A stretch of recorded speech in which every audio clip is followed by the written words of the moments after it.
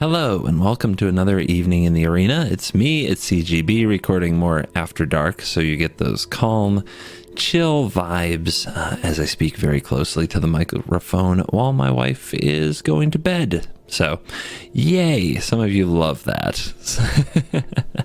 But before we dive in, and as you kind of absorb this beautiful deck list that we're about to play, I wanted to quickly remind you that you can become a YouTube member. If you hit the join button below, it's $4.99 a month. And if you've been enjoying my content for some amount of time and you have a few bucks at the end of the month and you'd like to support what I do, YouTube memberships is a really great way to do it. We do have some benefits. There's a Discord channel that is for members and Twitch subs where you can see the deck list that I'm going to play tomorrow 24 hours in advance if you want to get a head start on either trying the deck or metagaming to beat the deck, as many of you love to post in the comments that you enjoy doing.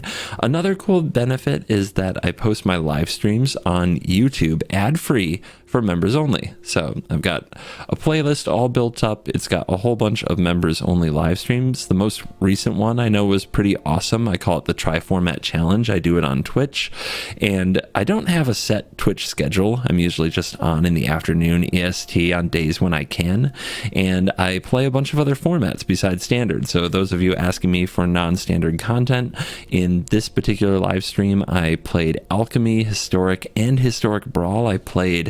What did I play? I played Mill and Alchemy. I played Tainted Pact Combo in Historic, and in Historic Brawl I played Hinata.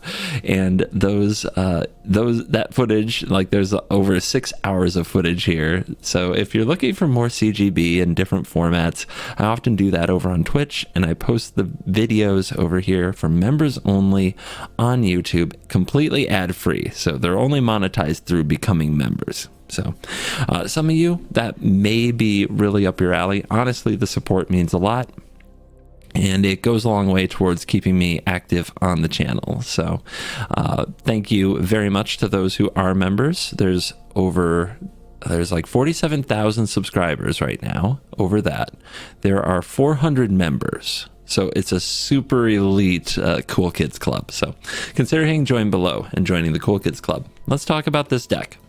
This is Fable Moist Gruel. Moist Gruel meaning it plays red and green with the tiniest splash of blue.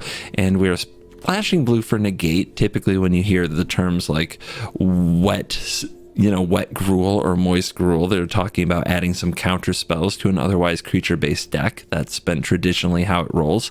And this deck isn't an exception. It has negate, but it also has a planeswalker. So we're being very deliberate about splashing Tamiyo, Completed Sage. I really like Tamiyo in this specific deck because with Jaspera Sentinel and Magda, you can accelerate into a Tamiyo, and you can play it either as your 4-drop or as your 5-drop. The fact that it can fill in either spot on the curve, I think, makes Tamiyo a really good addition to the deck. The +1 can tap things down. I don't think we've played Tamiyo on the channel since she came out, to be honest. It's been very hard to work her into decks, and the decks I've tried her with, like Simic Ramp, have just not held up. So +1 can lock down an artifact or creature for a turn. The -X can return a non-land permanent card from the graveyard to the battlefield, and it makes a token. And since this comes in with 5 loyalty, that can be a Goldspan Dragon, that can be an Asika's Chariot, the heavy hitters of the deck. There's also a -7 that makes a notebook that says spells you cast cost 2 less to cast, and you can tap it to draw cards. So a pretty cool card with a lot of flexibility, the ability to be played for 4 mana or 5 because of Phyrexian mana, the ability to bring back permanents like Fable of the Mirror Breaker, Asika's Chariot, Goldspan Dragon, or just reunite the BFFs in Jaspera Sentinel and Magda, Brazen Outlaw. Speaking of those cards, we have Fable of the Mirror Breaker making an appearance here. This card, since its breakout at the Kamigawa set championship, they've just been trying it in anything with red, and this deck is also no exception, as the first chapter can give you treasure and ramp you into what you need, which is very powerful in this deck. The second chapter fixes your draw. The third chapter, the Reflection of Kiki-Jiki, it can copy a lot of cool things. It can copy the Asika's Chariot to make more cats. It can copy Atsushi, the Blazing Sky, which is another dragon for Dragon's Fire, by the way. But you can copy this to get the Death Trigger, which is really fun. And you can copy Goldspan Dragons because they're not legendary. Copying Tamiyo, I don't know about that, but maybe you minus X your Tamiyo or something like that. Oh wait, this only copies creatures. Why am I talking about copying Tamiyo? Because I'm used to Tamiyo copying other things with the minus X. Anyway, end of the night recording. Like, I was out playing Commander tonight for the worst possible command show, and then I came home and now I'm back because, you know, when you get that magic buzz, it doesn't wear off right away. You gotta ride the lightnings. Or that's probably a terrible reference, but you know, it's late at night. These things happen. For removal, I have Voltage Surge. We can sacrifice artifacts such as treasures. There's plenty of treasures around, but you can also get back like the Notebook is a pretty silly one to have to sacrifice, but it's an option. And you can also make copies of things with the Mirror Breaker that you can then sacrifice. So I don't know. Asika's Chariot's also an artifact creature. You can sacrifice it, say, if you have another chariot to play. So there's a lot of little quirks and synergy with this particular pile of cards. The card I didn't get into the deck that I want to is Prosperous Innkeeper. That card was a pretty essential part of this deck, and I cut it to run Voltage Surge because I don't like losing to mono white, and I wanted more removal, but that could be wrong. And if you wanted to keep using Prosperous Innkeeper in this deck instead of maybe crafting Tamiyo, I wouldn't say you're completely wrong. That might be right. In fact, there's a good chance it's right. So if you need to substitute something for rares or mythics you don't have, Prosperous Innkeeper gets my vote. All right, are you ready? Let's dive in. Let the nonsense begin. Shide? I don't know. On the draw. Surge, Dragon's Fire, Fable. We're a control deck. This is fine. And it looks like we're against white, so let's see. If they play Athalia, it doesn't matter that we held up Voltage Surge. So I'm just going to play this tapped.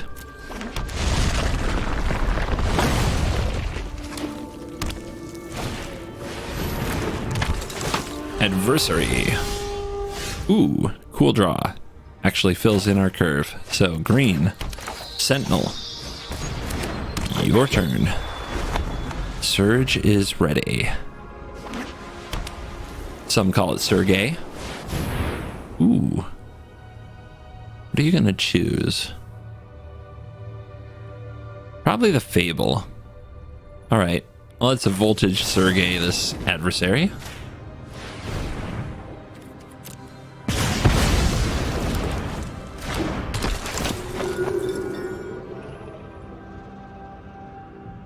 We can also Shatter Skull that Elite Spellbinder since it only has 1 toughness. We'll see what we draw. Yep, Fable. Not surprised. Okay, good. Another land. Probably on green. This can be on red. But what are we doing this turn? Nothing really. Nothing impressive, that's for sure. Alright. And I think... I'm trying to think of a world where making 1/1s is the play. It's pretty unlikely. But double green also isn't very important. Oh wait, yeah it is. We have Tamiyo. I guess we could always completed it though. Alright. Let's just get this dead. Just keep white from doing anything with their creatures for a little while we try to get our feet underneath us and buy time so that their taxes don't hurt us. Oh, that's not gonna work out for us at all because now they have endless creatures.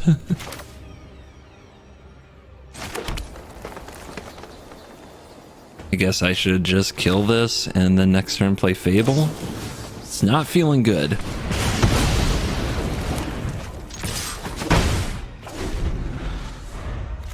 We have some powerful draws we could hit though. Yeah, I got punished for playing this on green and not finding another creature to go with the Sentinel. That's pretty good. Doesn't stop us from fabling though. which can start to correct our situation.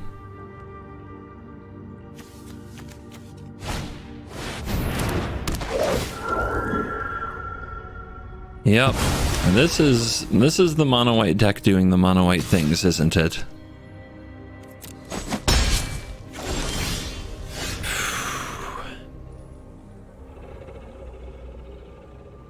So we can play it for 6? So we can do it.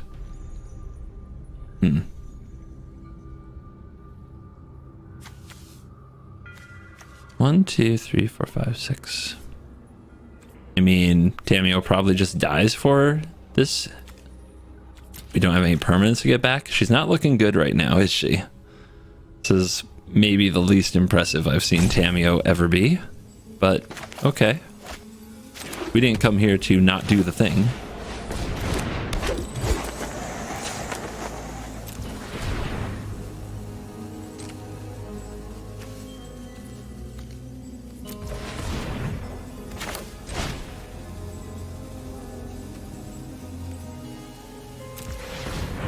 Okay, so I'm still short one there. I was just double checking.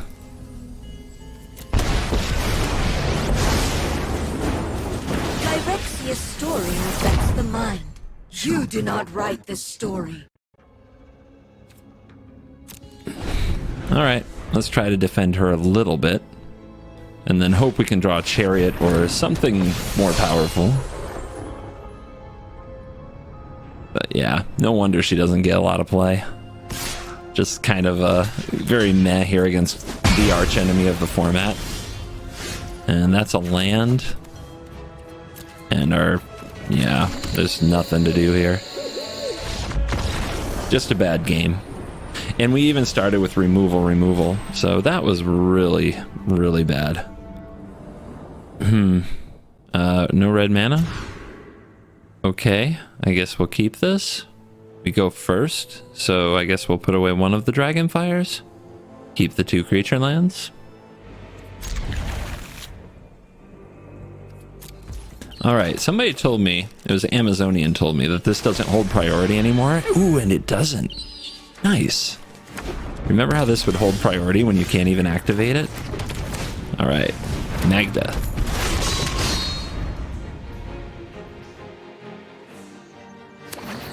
Magda on the play. Kami. Do they want to trade?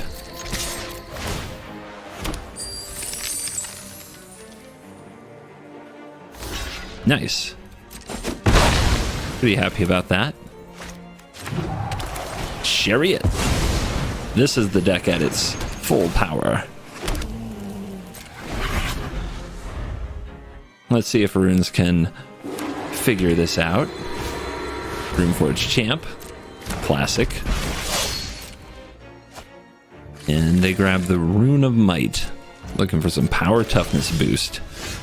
Alright, so we have the Dragon's Fire, but we want to surprise them with it. So we're going to play this Magda. We're going to crew up. Do we want to surprise them? Let's just, you know what? We can make a treasure here. That might be better than a cat. No, it's not. It's not.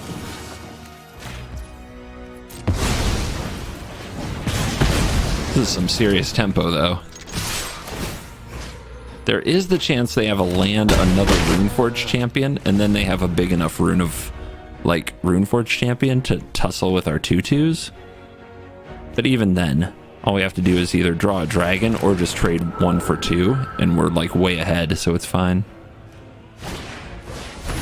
Okay, here we go again.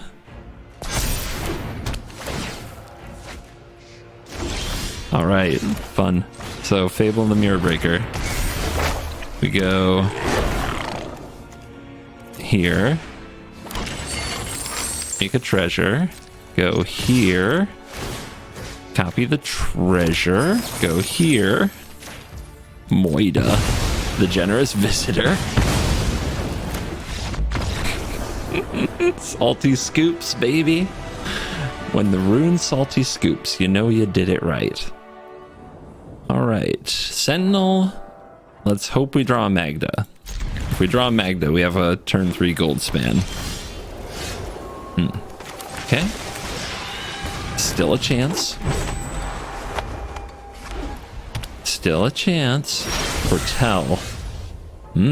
Foretell. Okay. I'm just gonna play this tapped. Save this as blue.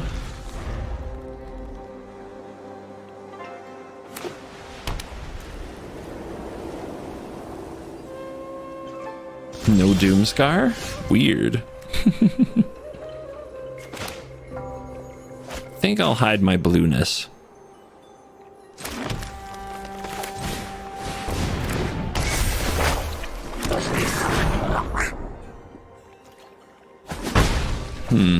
Did you see that stick that only happened when we attacked? I think it means they have the restoration of Iganjo. Or not restoration, but, you know the one. The channeling land. I think they have the channeling land. I don't think I want to send away anything from this hand. I'm just going to decline.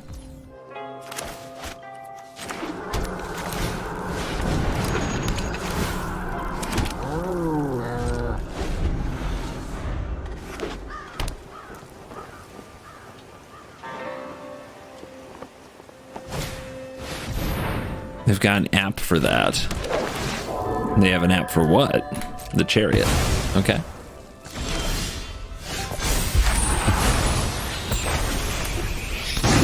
Alright. I think we give them the gold span business then. Now, they are a Doomscar deck. They might also play cards like Farewell. So maybe it's too ambitious to play the dragon here. Maybe we want to try to drain them of their resources. They also have a Field of Ruin. So maybe what I'm supposed to do is... Oh wait, nope, not that. Let's play Tamiyo and Plus. We can tap the Skyclave and get in for damage, and they really want to Wrath this board, but they probably don't have Devastating Mastery, because everybody loves Farewell now.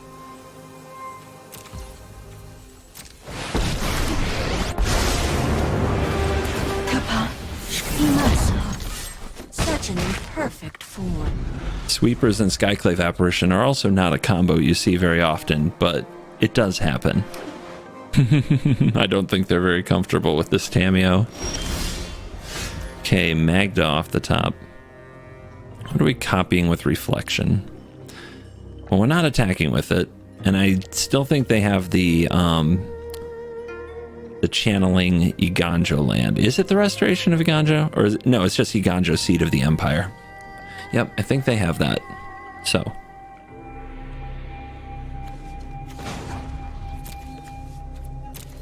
Let's continue to lock down the apparition.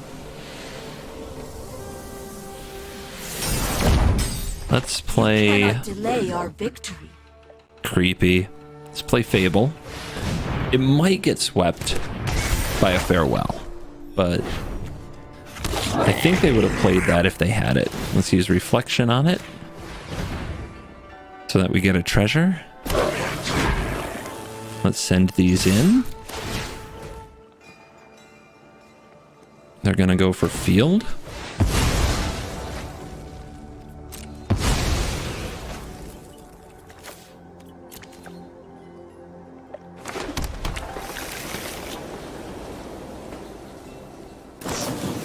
They have Wandering Emperor.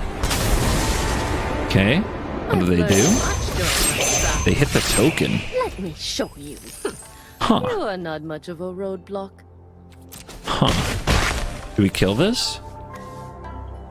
Seems like a very reasonable card to kill.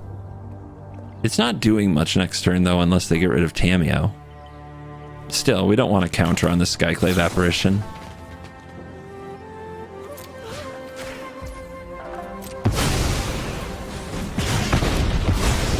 Back to wandering.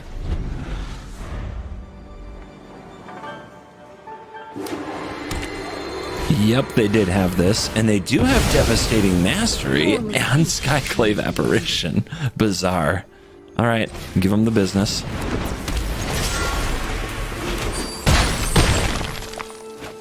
All right.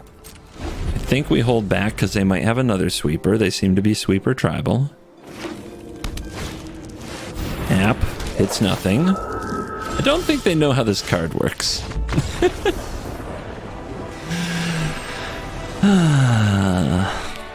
Nice. Tamio looked alright in that last game, so I'm not ready to cut her for Prosperous Innkeeper just yet, but that is on the watch. Ooh, a Bolus Avatar and number 78 Mythic playing best of 1. Okay. Game on. We've got the BFFs on the play. How much removal do you think number 78 Mythic keeps in their opening hand on the draw? If we draw an untapped land, we might have Dragon, but we could have Tamio if we don't. Or Chariot.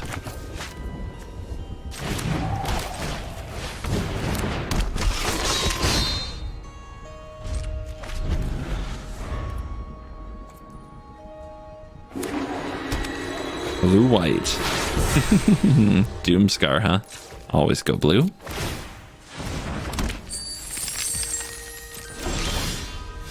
Fable. No land. It's tough. Pretty tough. They're probably going to Doomscar both of these next turns, so what's the right play? Just get Tamio down and try to push it for an ultimate? I think so. They might not be very prepared to deal with that.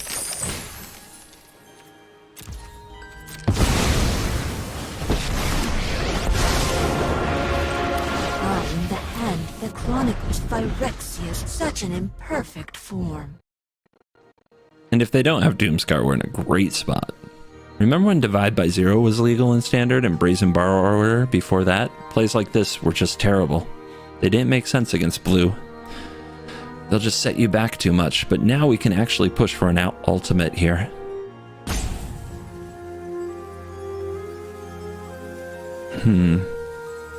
Maybe they have Absence and they just want to kill this? Let's find out.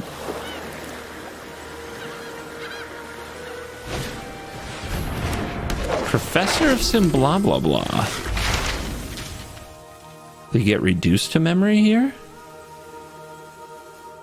Yeah, they're gonna try to deal with Tamio.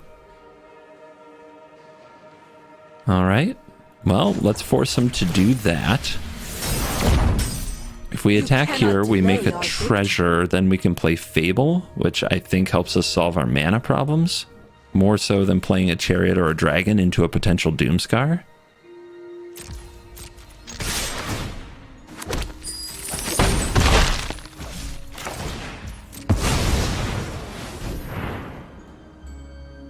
They've got a March?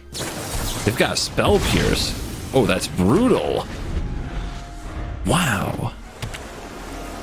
What a monster. Spell Pierce? Number 78 Mythic gets away with Spell Pierce in this format. It's hard for me to imagine. This is not how in the mono-white format? In the mono-white meta? Alright, so I think we try Tamio again. If they have another Spell Pierce, I could absolutely end up crying.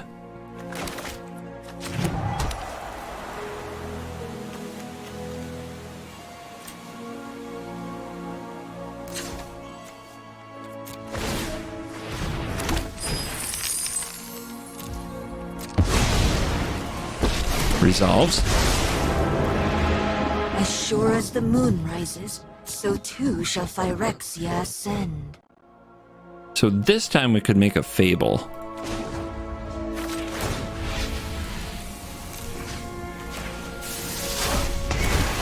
That's pretty cool. Role in our grand story. We might lose it to Doomscar.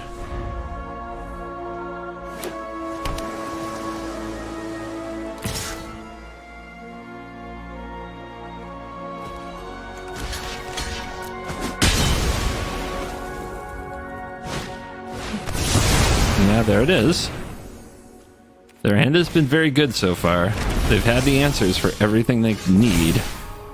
Okay, so Dragonfire can go. We really need to hit a land here, so does Sentinel go? I think it does.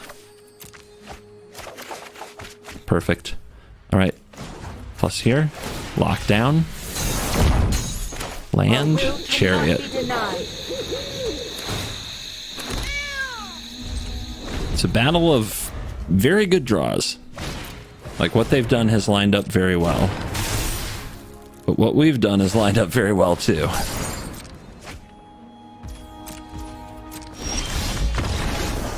Okay. I guess they didn't want to see what happens next. So, Tamiyo. Redemption arc here for Tamiyo, the Phyrexian Tamiyo. She defined that game. On the draw, Magda's here, Voltage Surge is here, and Chariot can come down on turn 3 if everything goes perfectly. Hard to do on the draw, but I think we have to try a hand like this.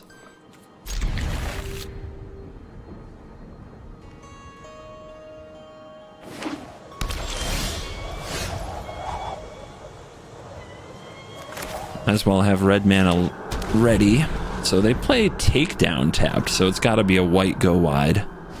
Just don't be Thalia and we'll be fine. Perfect. Yeah, I didn't need to think about that very long, did I?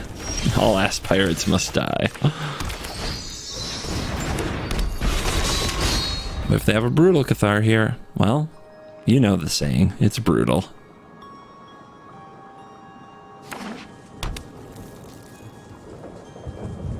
Alright, they have some green in here, and they have Adeline. Do we attack and Chariot? Would the opponent block? If I'm the opponent, I would definitely block. But can we afford to lose a turn and not play this Chariot? I don't think so. So we have to have stops on, at least bluff.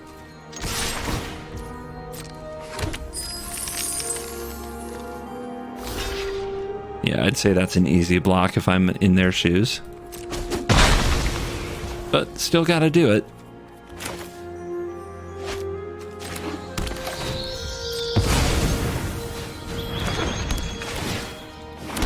We need something to block this thing. Someone that can go toe-to-toe with Adeline. Like a Sika's Chariot. Well, they're a Halana Elena away from dominating this game. And I mean dominating. We will have no chance if they have that card. We have nothing that can remove the Adeline from there. We'll be 2 turns from playing a Goldspan Dragon. Okay, not yet. Okay. It doesn't hurt us now that the Chariot's on the field. I mean, they can attack. They're trying to debate what to trade. Maybe they should. I mean, we can just block the 1/1 and then take the damage and then send. Or we could trade the Chariot for the Adeline now, but we'd much rather trade the Chariot on the offensive. Because then we get another cat. So yeah, this is the right play for them. It's a good draw. It's a good draw, but would I rather play the Fable here? Do I have to get that going? Am I fine with trading my Chariot for their Adeline? I mean, well, what if they double block? Oh, they have to double block here. They might not have the guts.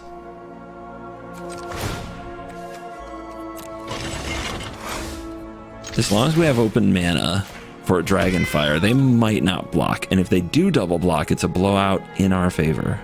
I mean, they called the bluff early and they totally got away with it. So they might not, they shouldn't have a read on this Dragonfire. Because of when the Adeline blocked the Magda and everything was fine. Awesome. These are the things I just can't do on Twitch. Oh, they backed out of it? That makes me salty. Alright. Do we play the Fable? And then play Goldspan Dragon's Fire next turn? Probably not going to get a double block out of him next turn. 16-16. We would have 2 blockers for a Hopeful Initiate or for a 1/1.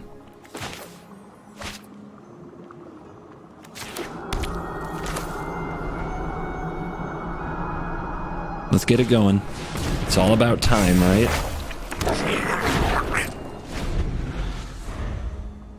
That's a tough call, but the fact that the Fable has to tick makes me want to do it. We gotta get it to chapter 3, and then we have to untap with that piece of mirror shard, the reflection of Kikijiki on the field to use it. If we get to that point, we probably win, but if we never play it, of course we're not going to get to that point. These games go fast. Thalia. Frustrating. I might not be able to Dragon's Fire now. Oh wait, I'll have the reflection. Okay, everybody turn sideways, because of course. Train up. Get a block here and take 9. That drops us to 7. And the next turn we attack with Chariot Goldspan Dragon and try to stabilize. If we attack with this next turn, it probably dies. But that's what we'd have to do to kill the Thalia. This is the other option. If they have a Snakeskin Veil, it's a blowout. But that's going to be a blowout anyway, so maybe we need to draw it out. But, man, we'd have to draw another boy to deal damage. Which I guess the attacking Chariot would do. Okay. Let's see what happens.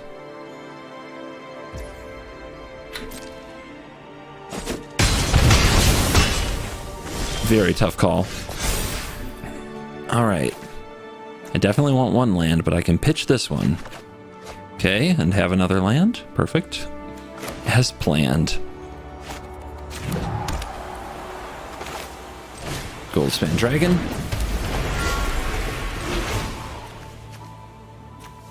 Seeka's Chariot. Attack with both his 8. We can cast the Dragon's Fire if we copy the treasure.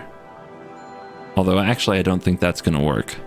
So, because I think they have to be on the battlefield at the same time for the Chariot to copy it. So yeah, we do this and this.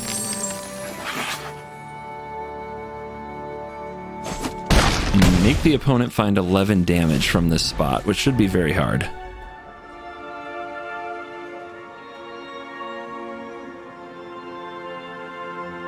If they had a Helana Elena, I'm sure we would have seen it already. So they either have to top deck it, or a Sigarda, or they have to really find a lot of damage. Right now they don't even have a +1 to train the Initiate, although coming up with that shouldn't be too hard. And we still have a cat to block with.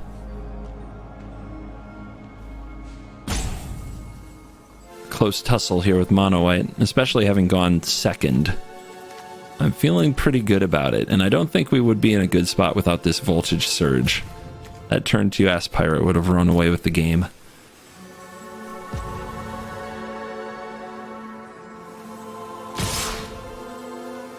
Oh my.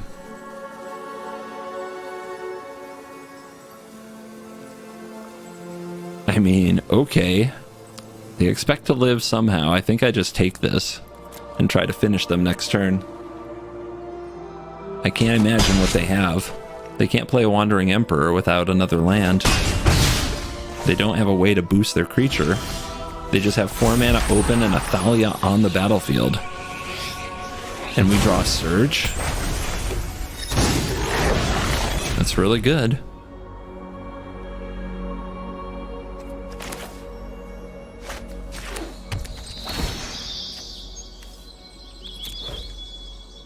I mean, they probably have some kind of a removal spell, but if we take out both their blockers... Alright, so we'll just put a stop in here. Definitely want to stop before the blockers. They might take action here before we attack with like a Valorous stance.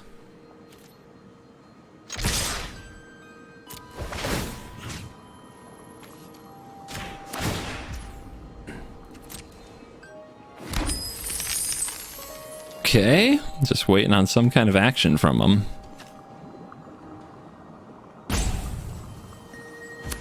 Yeah, they're waiting to do something.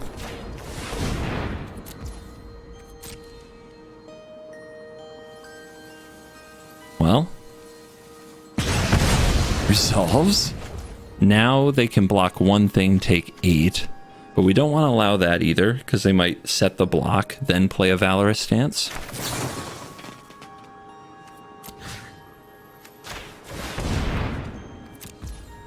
Okay, pew pew. And you see, maybe sometimes saving the removal spell is good. You can trap them into their own bad situation where 2 removal spells beats them.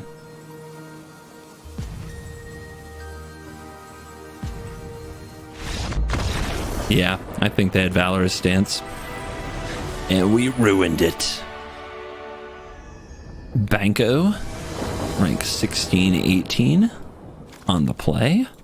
We need to draw land, or we need to turn this Magda sideways. Might as well have Surge available if they play the greatest 1-drop ever. Is that it? No, that's not it. Okay. Nice to see that land. There you go. So they attack here, no block. We're kind of lucky they put the counter there. Ooh, BFF. I think we want to get the Sentinel down, although we could also play the Fable. Both are good. Anyway.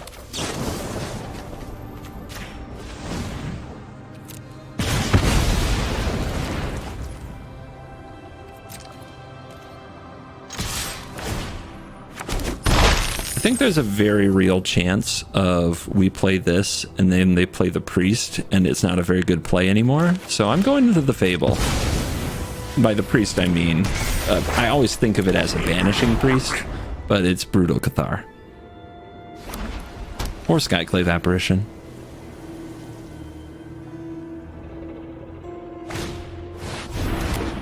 Man, so many Adelines today. All right, this time we really need a removal. That'll do. That will do. I think I'm chucking this. I think I'm chucking both of these. I need removal, but I can play this land and I can Tamiyo the Adeline. Okay, we get a Chariot. Chariot is good against Adeline also, but then we can't attack.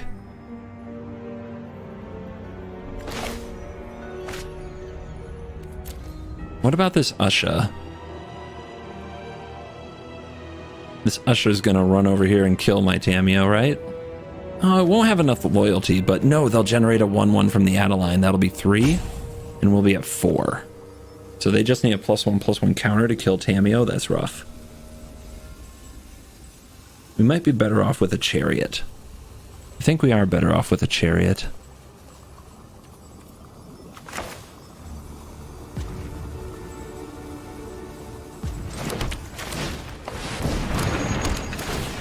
It worked against Adeline last time. And then we have a lot of bodies to protect Tamiyo.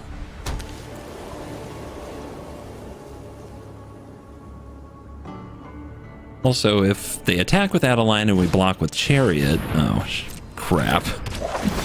Well, that's always fun when they just... Oh, they're exiling this. Good, good, good. They're very worried about the flipped Fable of the Mirror Breaker. I was about to say, like, that's the sad thing about Tamiyo. We can't get back exiled Chariots, but if they're going to make that play... Yes, yes, this is awesome. All right, we go boom, boom. Free treasure, yes, please. Block here, block here.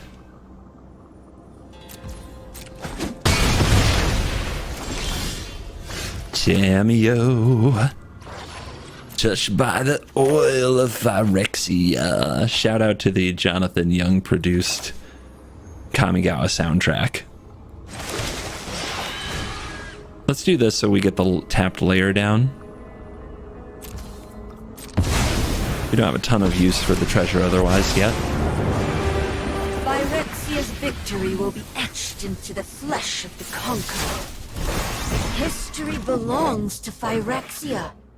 This is a play pattern that I was really excited about in previous season. It's nice to see it come together. They are off it. They are completely off it. Nice. And we are back for the post-game wrap. Let's check out the stats powered by untap.gg. Some of you keen-eyed folks may have noticed I'm testing a different app, but we're still tied up to untap.gg for the sweet, sweet statistics here at the end, for the time being at least. And we went 5-1 in 35 minutes, and we got an 83% win rate, 100% on the play, which is awesome, 67% on the draw. 4 matches against mono white. One of them was a more controlling mono white, but the other 3 were your typical mono white. Something I'm really curious about in this particular video is how many of you are still here? So what I did differently is I'm putting the games up in chronological order. The very first game that I played with this deck, we lost to mono white in a very depressing way that made Tamiyo look very bad. How many people do you think turned the video off in that moment and were just done? And how many do you think stayed to see that we won the next 5 games and that Tamiyo in fact did shine in multiple matchups, including against mono white, but definitely against control? And how many of them do you think stayed till the end? Usually it's about 20%. This video also has a unique disadvantage. Did you know that any and all videos with the Is It color combination don't get the same viewership as others? And that includes variations such as Jeskai and Teamer. I'm not kidding. If there are blue and red in the same video, it doesn't do well. And this predates, before you say it's because of Goldspan Dragon and because of Is It and its power since Kaldheim was released, this predates Kaldheim. This goes all the way back to when I started making videos, and I really started paying more attention to my stats and reaching a larger audience just after War of the Spark, just before Throne of Eldraine, I think it was the last core set, the one that had Golos and Field of the Dead, M21 maybe, or was it M20? I think it was M20. Anyway, not important, but going all the way back to that, Is It videos do worse, and Teamer videos do worse than that, as well as like Jeskai and things of that nature. So I'm really curious how many people watch this video. I'm really curious how many people turn it off. And this is directly my livelihood. Like, how much money I make does depend on how many of you actually click on and stay in the video. So if you wonder why I so often win so many games, especially early in the video, it's because I have noticed a trend that people turn it off, and I lose a lot of revenue when people see a loss as the first game. So this is an experiment. I always believe that as we grow and as the channel grows, I have to keep testing my limits, and I have to keep testing what I assume to be true. So maybe now, more than like a year ago, more of you would stay, because more of you have figured out that I'm a pretty straight shooter in the end when it comes to these decks, and especially in the outros, telling you how I really feel and if you should craft the cards and things of that nature. And the video, I think, at the end showed that Tamiyo is worth it, and especially on the play. This is a snowbally planeswalker that adds a ton of resiliency, and it wasn't too hard to cast. It didn't cost us very much, although the first game, showcases the issues with the card. So we're gonna check the stats. I'll check them out probably on my stream when that comes out. I usually go over stats from my videos on stream when it feels like fun and it's interesting, like I did for the battle for the channel between Alchemy and Standard. Anyway, let me know in comments, what do you think of all that? Are you surprised? Are you blown away? And as a final recommendation for the deck, I think it's very good, and I think if you've crafted Tamiyo, it's the best home for Tamiyo for the time being. So this is where I would use her. If you haven't crafted her yet, I still think that Prosperous Innkeeper can fill this spot and get you a lot of the way there. If you had crafted Moonveil Regent in the past, that's another card that can slot in. Ren in 7 is another card that can slot in. I wouldn't craft Tamiyo just for this, but if you have a few copies lying around and you want a home for her, since it's been hard to find, this is my recommendation. Thank you for watching this video. As always, I will see you in the next video. You're cool.